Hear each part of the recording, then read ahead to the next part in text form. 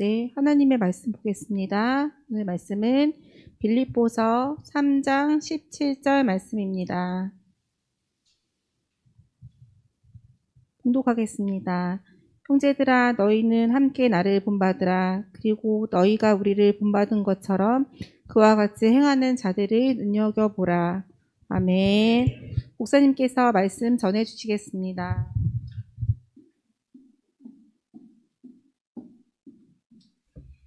감사합니다. 오늘 우리 여성 공동체 헌신 예배로 그리고 또 어머니 기도회로 모이게 하신 것을 하나님께 감사드리고 우리 여러분들을 축복합니다. 우리 귀한 우리 여성 공동체 우리 권사님들 또 우리 집사님들 또 우리 성도님들 축복합니다. 하나님의 은혜 가운데 여러분들이 늘 강건하시고 또 복된 삶을 살아가시고 또 성령으로 충만하시고 또 행복한 신앙의 삶을 살아가시기를 바랍니다. 가정에서 어머니로 또 아내로 또 부모님께는 또 자녀로 여러분들이 굉장히 많은 부분에서 많은 역할을 감당하고 계시기 때문에 참 녹록지 않은 그런 시간들을 보내시는 걸 압니다.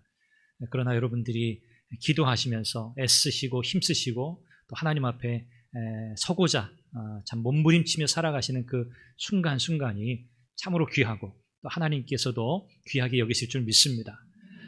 정말 우리 교회가 우리 여성 공동체 귀한 우리 지체들의 섬김과 또 수고와 헌신, 사역을 통해서 지금까지 왔고 또 앞으로도 또 든든하게 서갈 줄로 믿습니다. 신앙생활에서 우리가 중요한 게 뭘까? 여러 가지 우리가 손 꼽을 수 있겠죠. 오늘 저는 이 말씀을 통해서 한 가지 우리가 신앙생활하면서 좀 집중하면 좋겠다 싶은 것 한 가지 말씀드리려고 합니다. 그것은 뭐냐면 서로 이 믿음 안에서 선한 영향력을 주고받는 겁니다. 신앙생활에서 참 중요한 부분인데 우리가 잘 못하는 부분이에요. 우리는 보통 하나님과의 관계, 신앙생활하면 하나님과의 수직적 관계를 가장 중요하게 여기고 그걸 강조하고 그게 거의 한 90% 이상인 것으로 사실 우리는 여기거든요. 그런데 신앙생활을 더 활력 있게 하고 또 신앙생활을 더 행복하게 하고 또 힘있게 만드는 매우 중요한 부분을 우리가 참 잊고 또 간과하기 쉬운데 그것은 바로 수평적 차원, 수평적 관계예요. 수직적 관계, 하나님과의 관계에는 우리가 다른 사실 특별한 이견이나 다른 견해가 사실 있을 수가 없어요. 우리가 하나님과 관계 속에서 살아가는 것에 대해서는 다른 말 할 게 없잖아요. 그런데 우리가 이 교회라고 하는 공동체 안에서 또 서로 다른 모습을 가지고 있는 우리 지체들과 함께 더불어 신앙생활 한다라는 이 관점에서 본다면 사실 신앙생활은 거의 뭐랄까요? 좀 100%라고 할 수는 없지만 많은 부분 이 관계 안에서 영향력들을 주고받는 것이 사실은 신앙생활이에요. 그래서 우리가 잘 잊어버리기도 하고 잘 하지 못하는 부분이 뭘까 이렇게 생각해 볼 때 바로 이 관계의 영역이라고 생각이 돼요. 선한 영향력을 주고받는다는 것. 우리 몸을 한번 생각해 보세요. 우리 신체. 우리 몸 안에서는 우리가 지금 눈으로는 볼 수 없지만 수많은 작용이 일어나고 있잖아요. 어떤 일들이 지금 벌어지고 있습니까? 볼 수 있으면 좋겠어요. 참 저도. 내 심장은 어떻게 뛰고 있는지, 심장에서 펌핑해가지고 이 혈액이 어떻게 혈관을 통해서 쫙쫙 전신으로 이렇게 흘러가고 있는지, 그 과정 속에서 세포 하나하나 또 호르몬이 어떻게 작용하고 있고 또 이것이 서로 어떻게 연결되어 있고 긴밀하게 작용하는지, 또 신경세포 안에서는 어떤 정보들이 어떻게 서로 연결이 되고 또 저장이 되고 또 해석이 되고 이런 과정들을 우리는 눈으로 사실 볼 수는 없잖아요. 그런데 일어나고 있단 말이죠. 이제 우리 안에서 일어나고 있는 신체 안에서 일어나고 있는 신비로운 상호작용이죠. 하나님이 우리를 그렇게 만드셨잖아요. 배가 고프면 어때요? 신호가 오죠. 네, 뽀로록 소리가 나기도 하고 음식을 빨리 먹어야겠다. 내 배를 채워야겠다. 그런 생각을 해요. 또 음식을 많이 먹어요. 그러면 배부르다 이제 그만 먹어야지. 그런 생각을 하게 되죠. 아주 긴박한 상황이 되면 어떻습니까? 우리 심장이 빨리 뛰기 시작해요. 위기다. 도망칠 준비를 해야죠, 몸이. 그렇죠? 그래서 이 골격근에 이 혈액이 확 공급되고, 그렇죠? 에피네프린이 확 공급이 되면서 심장 박동수가 막 빨라지고요. 동공이 확장돼가지고 주변의 시선에 민감하게 반응하게 만들죠. 그리고 막 땀이 막 나가지고 몸이 막 열이 나는 것을 이렇게 식혀줘요. 열받으면 안 되니까. 그래서 몸이 이런 상호작용들을 막 하고 있어요. 얼마나 신비로운가. 하나님이 얼마나 우리의 이 몸을, 이건 정말 뭐 상상할 수 없어요. 하나님 얼마나 우리를 귀하게 만드셨는가. 우리가 참 이런 부분들을 통해서도 알 수 있어요. 우리가 보고 감지하고 경험할 수 있는 신체, 우리 몸의 신비는 사실 굉장히 작습니다. 그러나 우리 눈에 보이지 않지만 이런 영향력들이 우리 안에 서로 일어나고 있기 때문에 우리는 이렇게 건강한 몸을 유지하며 살아갈 수 있는 거죠. 마찬가지입니다. 네, 교회도 마찬가지예요. 네, 우리 권사님, 네, 제가 기다릴게요. 네. 여러분들도 좀 기다려주세요. 네, 괜찮습니다.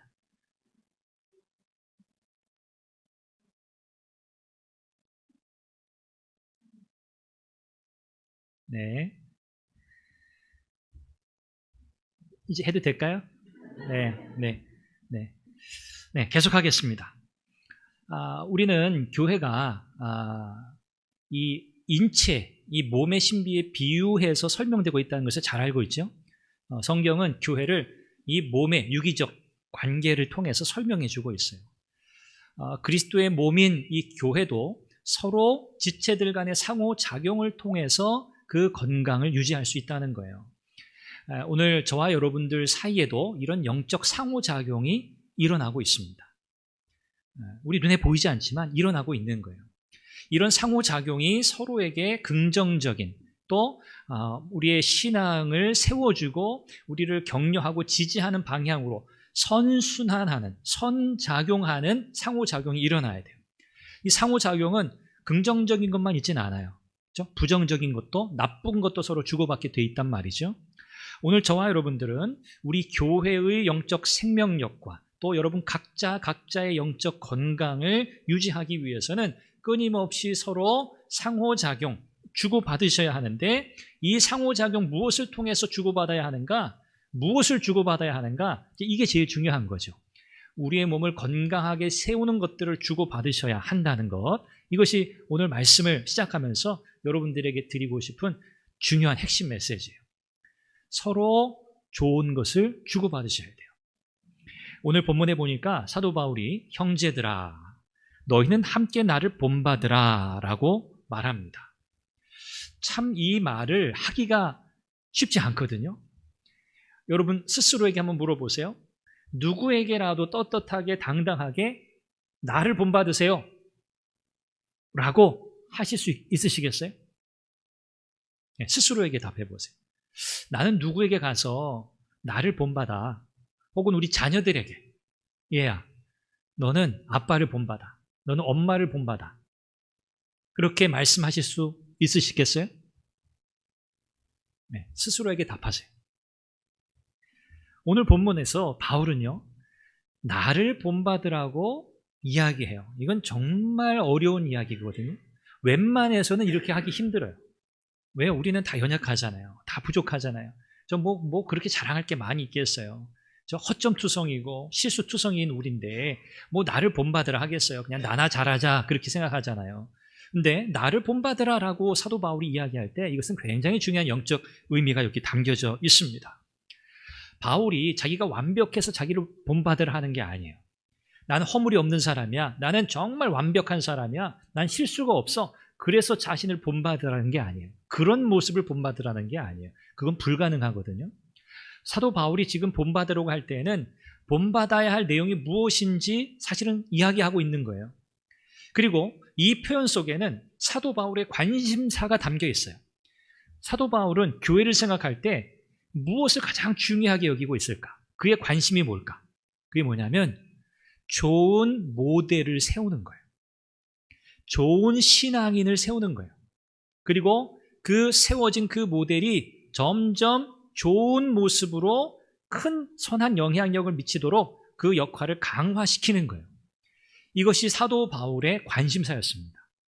좋은 모델을 세우고 그 모델을 강화시켜서 교회 안에 전반적으로 교인들의 모든 삶이 좋은 모델이 되는 삶으로 강화되기를 바란 거예요. 이것이 사도 바울의 큰 관심거리였습니다. 우리가 자녀들 양육하면서도 여러분 다 이미 경험하셨고 또 경험하고 계시잖아요. 세상에 완벽한 부모가 있습니까? 없죠. 물론 열심히 최선을 다해서 우리 자녀들을 좀 잘 키워보려는 그 마음이야 다 동일하지만 완벽한 부모는 없어요. 저 완벽한 부모라고 생각한다면 정말 그분은 정말 교만한 분이죠. 우리가 우리 자녀들을 잘 키우고 그래도 할 수만 있다면 세상에서 조금 이렇게 인정받고 좀 성공하고 나름대로 좀 실력 있고 능력 있는 그런 자녀들로 살아가기를 자라가기를 바라는 그런 심정 또 그런 기도가 우리 안에 늘 있죠. 그런데 그 가운데 많은 부모님들이 자녀들을 어떻게 하면 좀 완벽에 가깝게 키워볼까? 어떻게 하면 좀 성공하는 인생으로 좀 내가 키워볼까? 라는 것 때문에 굉장히 많이 집착을 하고 또 굉장히 많이 이렇게 자녀들의 삶을 통제하고 뭔가 이렇게 자꾸 쥐고 흔들려는 그런 방식으로 자녀들을 양육하는 경우들이 꽤 많아요. 물론 자녀들이 잘 되기를 바라는 마음도 있지만 부모의 마음 속에 있는 어떤 자기 보상의 심리도 있을 테고요. 자기의 어떤 욕망, 자기가 못한 것에 대한 일종의 투영으로서 우리 자녀들이 나 대신에 좀 뭔가 이 부분을 해소해 주기를 바라는 그런 마음도 사실은 숨어 있습니다. 자녀의 행복을 위해서라고 말하면서도 참 많이 합리화하기도 하죠. 이건 다 너를 위해서 하는 거야. 아빠가 엄마가 너를 위해서 이거 다 희생하는 거야. 라고 말하지만 사실은 자녀를 위하는 게 아니라 나 스스로를 위하는 일인 경우도 꽤 많습니다. 시간이 점점 지날수록 깨닫게 되죠. 내 뜻대로 되는 게 없구나. 그렇죠? 우리 아이들 자라면서 여러분 더 경험하시지 않습니까? 어릴 때에는 그래도 부모님의 어떤 권위 이런 것들에 우리 아이들이 꽤 많이 이제 뭐랄까요? 눌려 있기도 하고 자기들이 보잘것없고 아직도 작다 이런 것 때문에 부모님의 권위에 그래도 순종하는 편이죠. 그러나 이제 아이들이 자라나고 이제 사춘기를 지나가고 이러면서 어디 부모님의 10가지 질문에 자녀들이 몇 마디 답을 하든가요. 10번 질문하면 대답이 별로 없는 경우가 많죠. 말이라도 걸어주면 고마운 거죠. 참 이런 어려움들을 우리가 경험하게 되면서 정말 내가 연약하구나. 부모인 내가 참 연약한 존재구나 라는 것을 우리가 절감하게 되죠. 하나님은 한 번도 자녀들에게 부모인 저와 여러분들이 완벽한 존재가 되라고 하신 적이 없어요. 우리는 완벽할 수도 없고요. 그러면 부모의 역할, 왜 우리가 부모가 되게 하셨을까?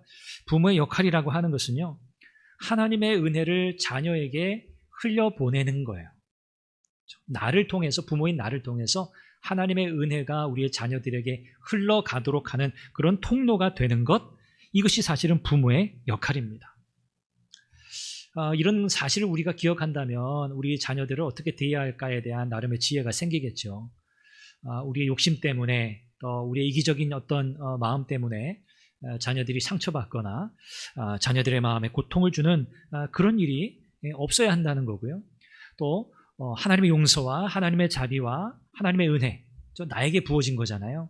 부모인 나에게 부어진 그 하나님의 자비와 용서와 은혜가 우리 자녀들에게도 흘러가야 한다는 것, 이것을 우리는 또 새롭게 깨닫게 됩니다. 부모인 우리보다 우리 자녀를 사랑하시는 분, 하나님이시죠. 우리의 자녀는 그분의 것이니까, 내 소유가 아니라 하나님의 소유니까. 그래서 부모된 저와 여러분들은 우리 자녀들에게는 하나님의 은혜를 절대적으로 의지하는 그런 좋은 모델이 되시기를 바랍니다. 우리가 실력으로 자녀들에게 너희들 이런 것 아빠 엄마 본받아. 또 우리가 재력을 가지고 너희 아빠 엄마 이런 재력을 본받아. 그럴 수 있겠어요? 우리는 신앙인인데, 우리는 그리스도인인데 그럴 수 없죠. 있다 해도 야, 너희들은 부족하지만 아빠 엄마가 하나님 의지하는 거, 이 믿음 너희도 이거 꼭 본받기 바란다.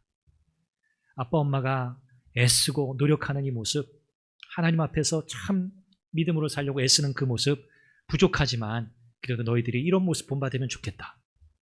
이렇게 우리 자녀들에게 하나님을 의지하는 그런 모습을 본으로 보여주시는 우리 부모님들 되시기를 바랍니다. 저도 그랬지만 자라면서 이런 질문, 뭐 학교에서 설문조사 하기도 했고요. 이런 질문 많이 받았어요. 존경하는 사람. 누구? 이렇게 쓰라는 거죠. 존경하는 사람. 여러분들은 누구의 이름을 쓰셨나요?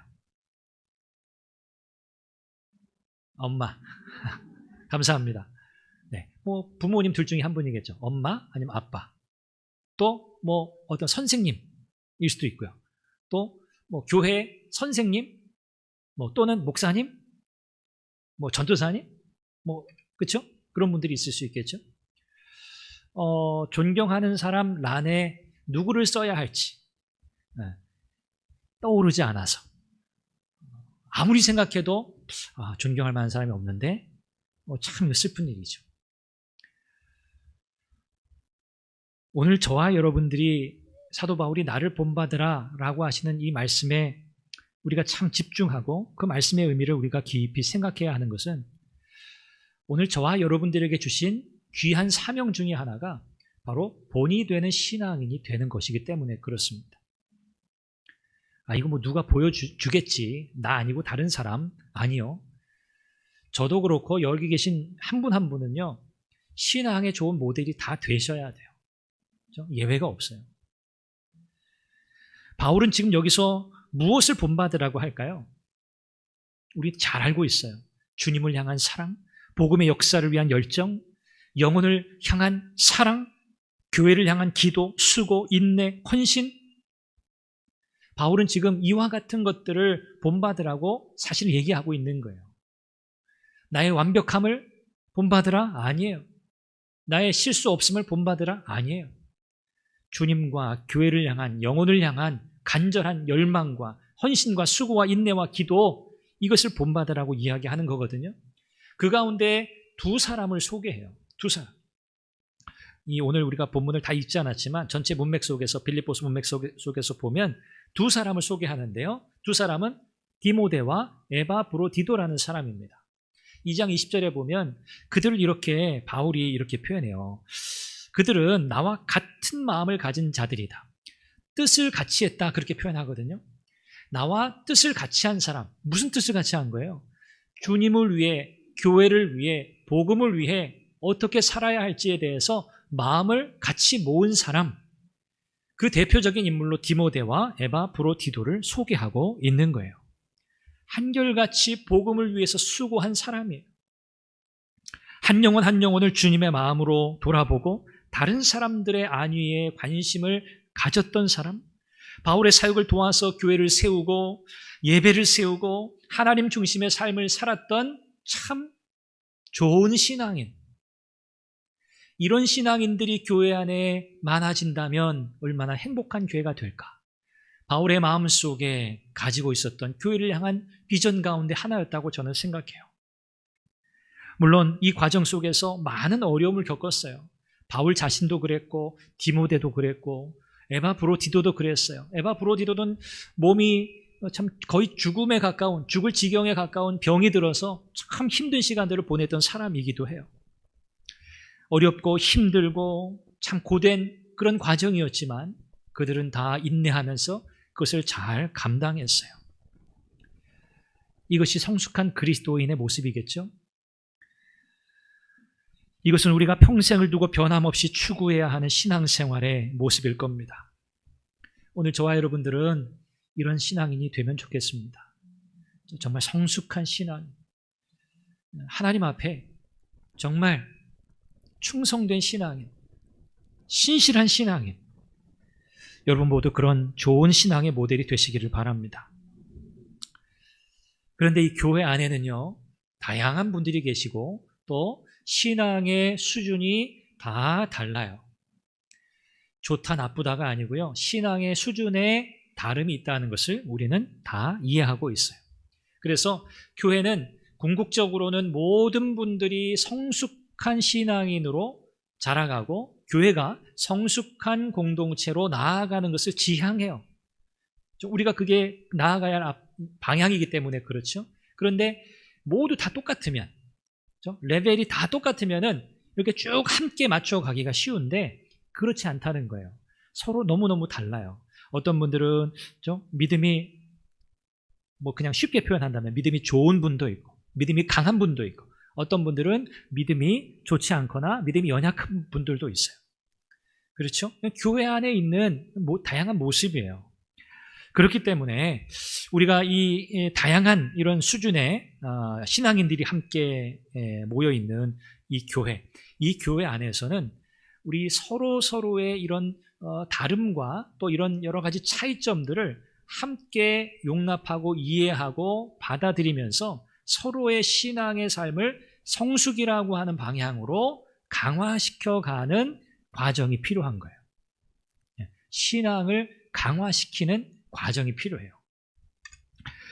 어떤 교회가 건강한 교회인가, 어떤 교회가 좋은 교회인가, 이거를 가늠하는 기준, 그것이 어디 있을까 할 때 교회 안에 누구를 붙들고 물어도 우리 교회는요, 제가 닮고 싶은 분들이 너무 많아요.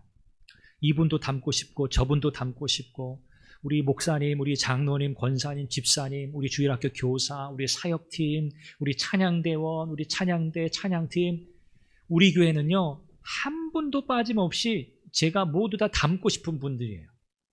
누구를 붙들고 얘기해도 이런 대답이 나오는 교회가 건강한 교회, 좋은 교회, 행복한 교회예요. 저는 그렇게 생각해요. 이것은 그냥 사람이 좋아서 아닙니다. 이건 신앙의 인격이에요. 신앙의 성숙이에요.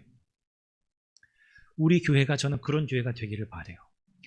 최소한 오늘 이 자리에 예배하는 우리 여성 공동체, 우리 지체들 포함해서 여기 계신 모든 분들은 그런 분들이 다 되셔야 돼요.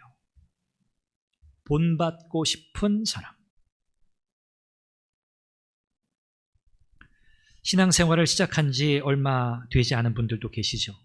영적으로 아직 어리고요. 경험이 별로 없으신 분들도 계시죠.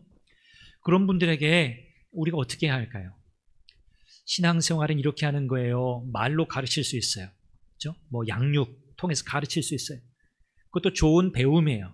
그런데 더 중요한 것은요. 앞서가는 분들이, 성숙한 분들이 몸소 보여주는 거예요. 신앙생활은 이렇게 하는 건데요. 교회를 섬기는 거는 이렇게 하는 거예요. 제가 어느 부분에 맡아서 이 일을 하고 있는데 한번 저랑 함께 이 일을 같이 해보시겠어요? 제가 하는 것들을 보면서 이렇게 섬기는 거구나, 이렇게 할 수 있는 거구나 라는 것을 아마 보게 되실 겁니다. 보여주는 것만큼 강력한 교육은 없죠. 오늘 저와 여러분들의 신앙생활, 우리 교회 안에서 이루어져야 할 정말 이 상호작용이라고 하는 것은요, 바로 이런 부분으로 드러나는 거예요. 제가 알려드릴게요. 제가 하는 것을 따라해 보세요.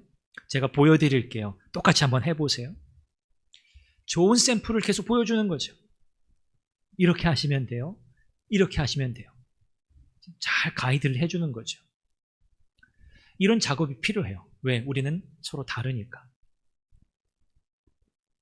그래서 이 모델링이라고 하는 것은 교회 신앙생활에 대단히 중요하고요. 이것이 교회의 문화를 만들어 갑니다. 교회의 문화. 우리 선한 교회에도 문화가 필요해요.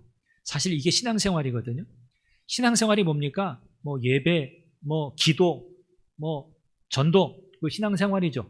신앙생활의 핵심 기둥이에요. 그런 것들은 축이에요. 맞아요. 그건 절대 양보할 수 없어요. 무너져서도 안 되고요.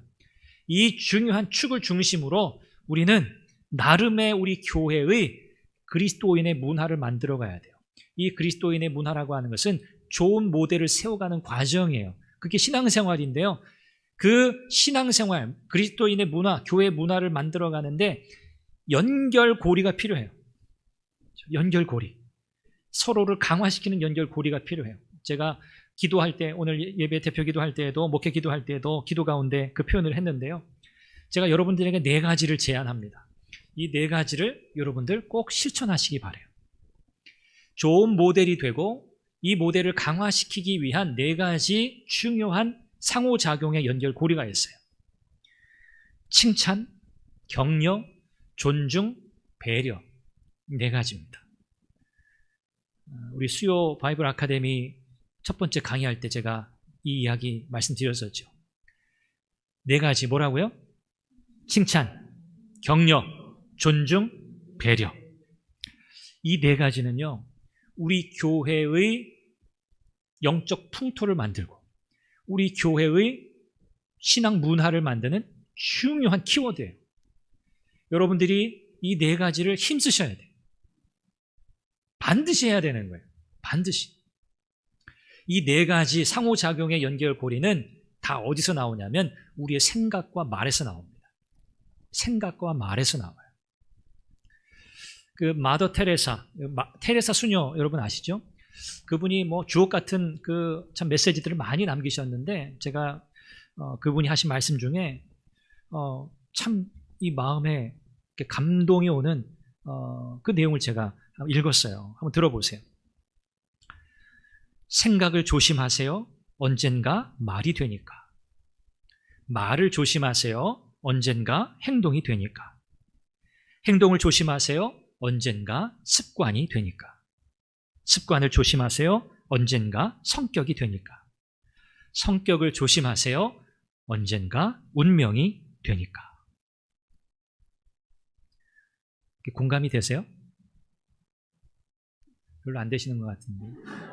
저만 됐나요? 칭찬, 격려, 존중과 배려. 생각과 말에서 나오는 것들이고 이것이 우리로 하여금 좋은 신앙인으로 자라가도록 일종의 부스터와 같아요. 우리를 격려하고 지지하고 세우는 매우 중요한 연료예요. 칭찬. 잘하셨습니다. 권사님 잘하셨어요. 장로님 잘하셨어요. 집사님 잘하셨어요. 자, 연습. 네. 네, 뭘 잘했는지 모르겠지만 일단 잘하셨어요.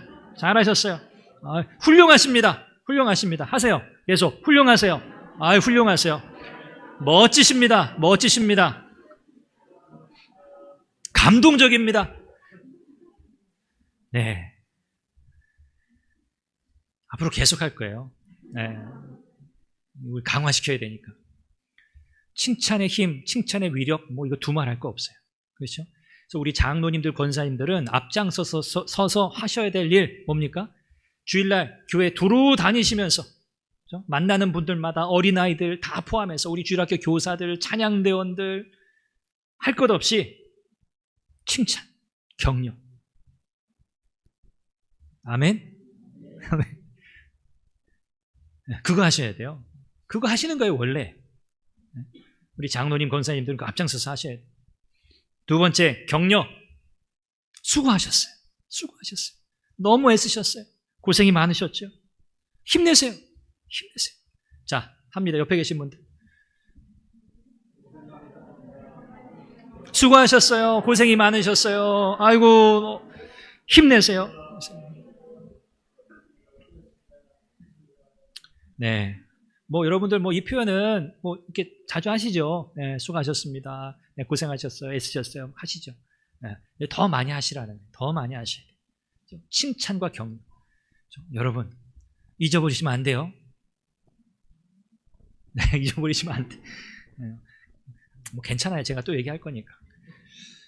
자, 이제 나머지 두 개. 존중과 배려예요. 존중과 배려는 사실 이거 한 묶음이에요. 칭찬과 격려가 한 묶음이고 존중과 배려가 한 묶음이에요. 존중, 이것은 상대방의 관점에서 내가 바라보는 거거든요. 존중은 뭐죠? 상대방을 귀하게 여기는 거예요. 귀하게. 그래서 예의 있게 대하는 거예요. 함부로 대하지 않아요. 두 가지죠. 말과 행동이에요. 상대방을 존중한다는 것은 언어로 존중함을 표현해야 돼요. 또 우리의 행동으로 존중함을 표현해야 돼요. 이거 굉장히 중요합니다. 우리 교회 안에서 이런 존중의 언어와 존중의 행동이 자리 잡아야 돼요. 여러분들이 뭐 이렇게 사회생활 하시고 여러 가지 직장 생활 하시면서 이런 인간 관계 속에서 굉장히 중요한 요소라는 거 여러분 잘 알고 계시잖아요. 이 존중이 너무너무 중요해요. 2022년에 갤럽에서 이 설문조사 리서치하는 기관이죠. 갤럽에서 2022년 작년에 재밌는 그 설문조사를 했어요. 그 제목이 뭐냐면 감정평가 보고서예요. 2022년 갤럽 감정평가 보고서인데 전 세계 글로벌 전 세계 감정평가 보고서인데 존중이라고 하는 키워드를 가지고 제일 존중받지 못한다고 여기는 나라 순위를 매겼어요. 121개국 조사했는데 우리나라 몇 등 했을까요? 오, 1등.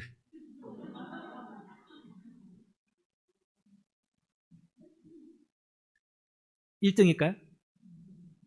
궁금하시죠? 몇 등 했는지. 여러분은 상위, 중위, 하위 중에 어디? 상. 이야, 여러분들 참 대단하십니다. 여러분들은 멋지신 분들이에요. 118위 했어요. 118위. 전 세계 121개국 조사했는데 한국 사람들이 존중받지 못한다. 나는 존중받고 있지 않다는 대답 비율이 71%. 전 세계 순위로는 118위가 나왔어요. 여러분들은 지금 존중받고 있을 거라 생각하시잖아요. 그건 여러분들이 존중받고 계시기 때문에 그래요. 굉장히 긍정적 신호예요. 그렇게 생각하시죠? 다른 교회는 안 그럴 것 같아요. 여러분들 굉장히 긍정적인 신호예요. 존중받아 봐야 존중할 수 있어요. 내가 귀하게 여김을 받아야 귀하게 여길 수 있거든요. 맨날 학대받고 존중받지 못하고 그렇죠? 소위 뭐 이렇게 까인다 그런 표현 하잖아요. 아이들. 그렇게 살아가고 그렇게 대접을 받으면 우리가 흔히 말하는 자존감이 낮잖아요. 자존감이 높아질 수가 없어요. 그리고 늘 자기도 그런 피해 의식 속에서 그렇게밖에는 나올 수 없거든요. 특별히 신앙인인 또 교회 공동체 안에서 이런 존중의 문화는요 대단히 중요합니다. 이 존중, 서로를 귀하게 여기는 언어와 행동, 이거 여러분 힘쓰셔야 돼요. 어디서부터? 집에서부터, 가정에서부터, 가족들에게, 남편에게, 아내에게, 아이들에게. 여러분들이 나름대로 가풍이 있으실 거예요. 가정에 나름의 문화가 있으실 거예요. 그렇죠?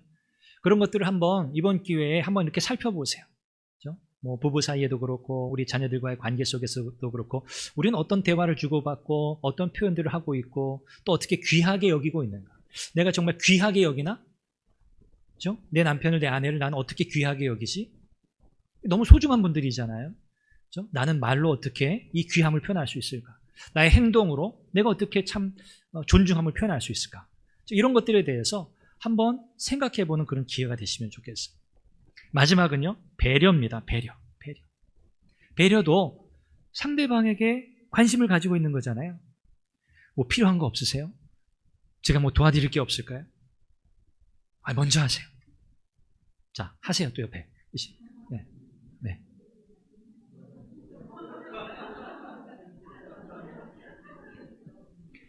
네, 뭐 여러분들은 다 웃으시네요. 뭐 하면 다 그냥 다 웃으시네요. 네, 너무 좋습니다. 너무 잘하고 계신 거예요. 네.